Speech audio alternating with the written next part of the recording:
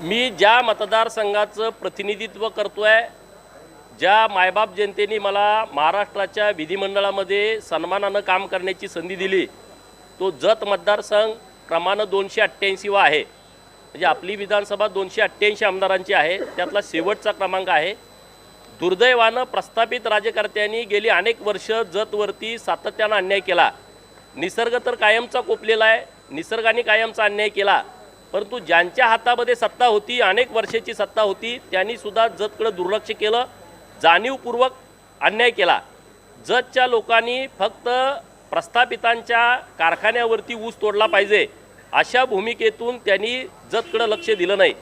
परंतु जेव्हा 2014ला देवाभाऊ या राज्याचे मुख्यमंत्री झाले आणि जतचं भविष्य बदलायला लागलं, आत्ता मी तुमच्याशी बोलत असताना जत तालुक्यातील 60 गावामध्ये मैशालचं पाणी पोचलेलं आहे, शेतकऱ्यांच्या बांधावरती पाणी आहे।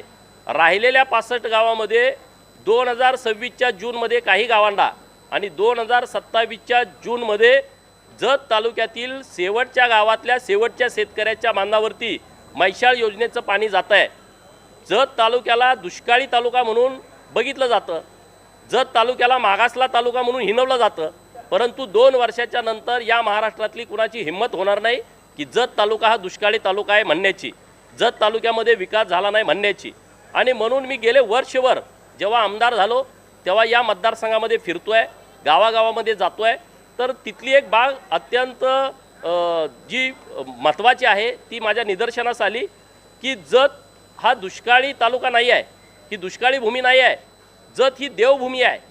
कारण महाराष्ट्रामध्ये आणि देशामध्ये एका तालुक्यामध्ये एवढ्या मोठ्या प्रमाणामध्ये मंदिरं जतपेक्षा दुसऱ्या कुठल्या तालुक्यात असू शकत नाही असा माझा ठाम विश्वास आहे। कारण या तालुक्यामध्ये प्रभू रामचंद्रांचा या भागाला सहवास लाभलेला आहे। प्रभू रामचंद्र ज्या ज्या भागात जायचे तिथं तिथं महादेवाच्या लिंगावरती आडवे 3 रेषा ओढायचे। आणि अशा खुणा आमच्या जत तालुक्यामधल्या मुचंडी गावामधल्या, सिद्धनाथ गावामधल्या, जतला लागून असणाऱ्या बॉर्डरवरच्या कर्नाटकातल्या रामतीर्थ आणि कोट्टलगी गावामध्ये जी महादेवाची लिंग आहेत तिथं या खुणा आढळत आहेत। म्हणजे प्रभू रामचंद्राचा सहवास या जत तालुक्याला लाभला होता। बकासुराचा वध पण जतमध्येच झालाय। भीमानी जो बकासुराचा वध केला तो जतमध्ये केलाय, याचं सगळं रेकॉर्ड आहे। तत्कालीन दक्षिण साताऱ्याचे जिल्हाधिकारी चिन्मळ गुंड नावाचे जे अधिकारी आहेत त्यांनी हे सगळं लिखाण करून ठेवलेलं आहे। त्यांनी याचं सगळं संशोधन घेतलं आहे। जे कलेक्टर होते दक्षिण साताऱ्याचे, आता आमचा सांगली जिल्हा आहे, पूर्वी तो दक्षिण साताऱ्यामध्ये होता, तर त्यांनी हे सगळं लिहून ठेवलेलं आहे। आणि बकासुराचा वध झाल्याच्या नंतर जेव्हा एखाद्या असुरी शक्तीचा पराभव व्हायचा तेव्हा आनंदानं एखादं मंदिराची स्थापना, एखाद्या महादेवाच्या लिंगाची स्थापना केली जायची। आणि तेव्हा महाकाय भीमानी महाकाय लिंगाची स्थापना आमच्या जतमध्ये केली आहे की जे आज बंकेश्वराच्या नावानं ओळखलं जातं। असे अनेक संदर्भ आहेत। आता मी तुमचा जास्तीचा वेळ घेत नाही। देवभूमी घोषित करावी अशी भूमिका मी का घेतली? राज्याचे लोकप्रिय लाडके मुख्यमंत्री देवाभाऊंच्या हस्ते काल आम्ही एक कॉपी टेबल बुक प्रकाशित केलेला आहे। यामध्ये सर्व मंदिरं, त्यांच्या काय प्रथा आहेत, त्यांच्या काय परंपरा आहेत, पूजा पद्धती काय आहेत, याची सर्व माहिती या कॉपी टेबल बुकमध्ये दिलेली आहे। जवळपास 30च्या वर अशी मंदिरं आहेत जिथं 1 लाखांपासून 10 लाख लोक दरवर्षी दर्शनासाठी येतात। तीर्थक्षेत्र ब मध्ये तुमचे जे सगळे निकष आहेत हे सगळे 36 ठिकाणं म्हणजे 6-7 असे आमचे मठ आहेत। 3 मंदिरांचा नजर चुकीनं उल्लेख आमचा राहिला आहे, त्या गावकऱ्यांची मी माफी मागतो। बेळोणगीचं मलकारसिद्ध, मोठेवाडीचं मरगुबाईचं मंदिर आणि पांढरेवाडीचं मरगुबाईचं मंदिर, ह्या 3 मंदिराचा समावेश यात होणं बाकी आहे। परंतु मी सर्व तालुक्याचा अभ्यास केला। तुम्ही तुमच्या तालुक्यात जरी नजर टाकली 1, 2, 3, 4 पर्यंत अशी मंदिरं आहेत की जी कुणाची तर कुलदैवत आहे, कुणाची तर कुलदेवी आहे आणि लाखो लोक तिथं दरवर्षी येतात। माझ्या विधानसभा मतदारसंघामध्ये महाराष्ट्र, कर्नाटक, तेलंगणा आणि गोवा या राज्यातले भाविक हे पूर्वीपासून येत आहेत। ह्याला हजारो वर्षाची परंपरा आहे। आणि म्हणून मी राज्य सरकारकडे अशी भूमिका घेतली की राज्य सरकारनं जत या तालुक्याला देवभूमी जत अधिकृतपणे घोषित करावं अशी लक्षवेधी माझी सभागृहात चर्चेला आली। या चर्चेमध्ये अत्यंत सकारात्मक उत्तर राज्याचे ग्रामविकास खात्याचे मंत्री माननीय जयकुमार गोरे भाऊ यांनी दिलेले आहे। आणि त्यांनी असं सांगितलं की असा प्रस्ताव पहिल्यांदाच सरकारच्या समोर येतो आहे. असं सरकारकडे कुठलं धोरण नाही, परंतु असं धोरण करण्याच्या दृष्टिकोनातून माननीय देवाभाऊंच्या नेतृत्वामध्ये आम्ही सकारात्मक आहोत आणि अशा पद्धतीचं आम्ही नक्की धोरण करू. तीर्थक्षेत्र ब मध्ये राज्य सरकारनं 2 महिन्यापूर्वी 7 मंदिरांना तीर्थक्षेत्र ब चा दर्जा दिला आहे. तत्पूर्वी 2 मंदिरांना तीर्थक्षेत्र ब चा दर्जा देऊन 5-5 कोटी रुपयाचा निधी दिलेला आहे. म्हणजे 9 तीर्थक्षेत्र ब मंदिरं आता जतमध्ये राज्य सरकारनं घोषित केलेले आहेत. म्हणजे 9-5 45 कोटी रुपये यातून आम्हाला मिळू शकतात. परंतु माझी विनंती सरकारकडे अशी केली मी की बाबा एवढ्यानं होणं नाही, कारण संख्या जास्त आहे. संख्येची यादी तुम्ही बघितली तर ती 36च्या वर जाते. 3 मंदिरं अजून यामध्ये घेतलेली नाहीत, नजर चुकीनं राहिलेली आहेत.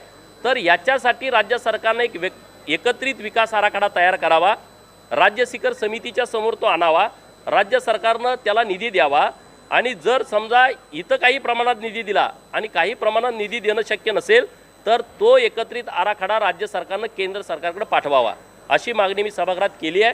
तर राज्य सरकार या तिन्ही बाबीमध्ये अत्यंत सकारात्मक आहे आणि मला ठाम विश्वास आहे की येत्या काही काळामध्ये जतला एक नवी ओळख मिळेल. देवभूमी जत अधिकृतपणे राज्य सरकारकडून घोषित केली जाईल.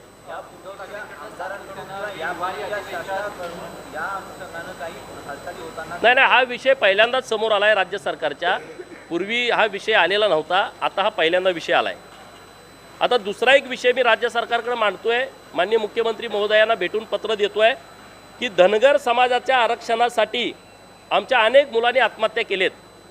त्यामध्ये गोपीनाथ दांगोडे, योगेश चौरे, ज्ञानदेव कोल्हे, रमेश फुले, बिरुदेव खर्जे, योगेश कारके, परमेश्वर घोंगडे, रामेश्वर आमले, रामराव डोके, बाबासाहेब माने, गोरख नवरडे, आणखी काय असतील.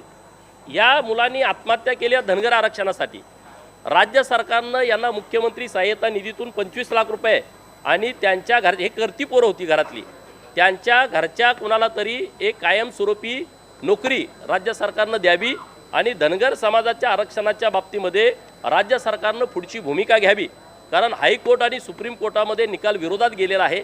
आता आम्ही परत सुप्रीम कोर्टामध्ये तिथं जी आमची केस आहे ती विड्रॉल करण्याची विनंती केलेली आहे आणि परत आम्ही हायकोर्टामध्ये जातोय. परंतु या गोष्टी होत राहतील. राज्य सरकारनं एक ठोस भूमिका धनगर समाजाच्या आरक्षणाच्या बाबत घ्यावी, अशा पद्धतीची मागणी मी सरकारकडे करतोय.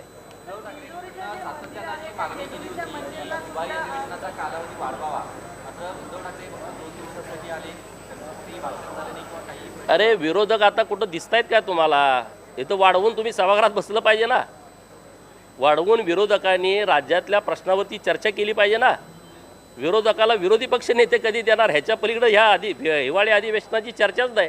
ह्याच्यापेक्षा त्यांनी दुसरी कुठली भूमिकाच मांडली नाही. त्यामुळं उगाच आपलं म्हणायचं अधिवेशन वाढवा, अधिवेशन वाढवा. पुढं काही आचारसंहितेच्या बाबी आहेत त्या सरकारने सांगितले त्या विषयावर.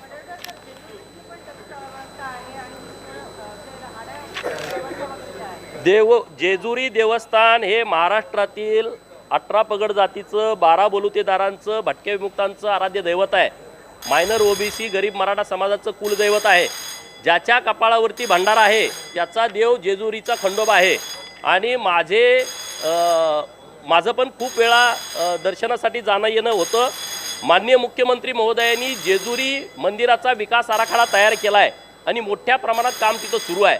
ही गोष्ट जरी खरी असली की बाबा मागं सुविधा नाहीत, परंतु आता चांगल्या सुविधा देण्याच्या दृष्टिकोनातून राज्य सरकारनं एक चांगला विकास आराखडा तयार केला आहे आणि त्या विकास आराखड्याच्या अनुसरून मोठ्या प्रमाणात काम तिथं सुरू आहे. आज जरी तुम्ही तिथं गेला तर तुमच्या लक्षात येईल की तिथल्या मंदिराचं काम सुरू आहे.